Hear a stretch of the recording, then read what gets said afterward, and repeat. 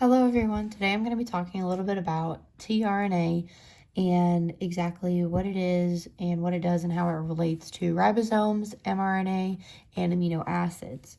So, the adapter hypothesis from Crick basically said that there was some kind of molecule that was responsible for placing the amino acids in their proper order for DNA synthesis, since the amino acids need to be in a specific order to actually match up with what's in the mRNA so it can produce the growing polypeptide chain that it's supposed to.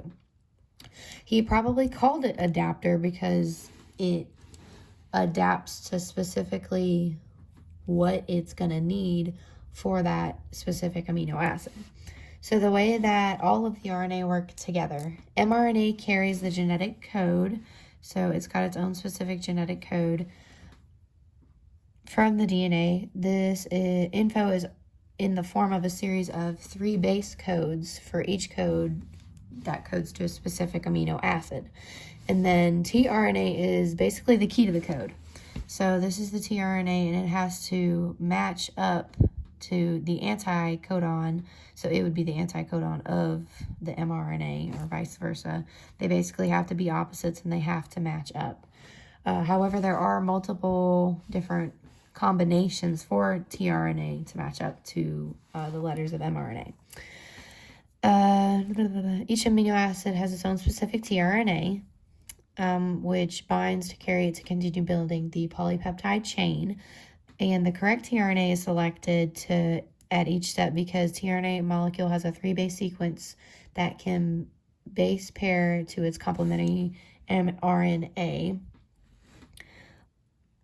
This is due to the universal genetic code. So each one of these has its own, they color-coded it, which is so awesome, has its own anticodon that matches it so that it actually produces the correct amino acid in the polypeptide chain.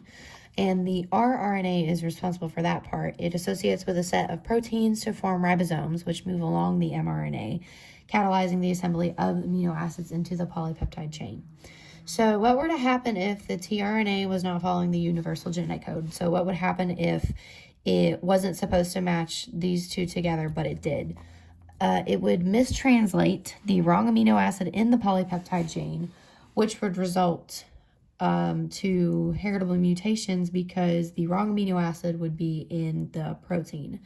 And I received all this information from the ncbi.gov website, as well as the book that we were provided with and the lecture 5 PowerPoint slides.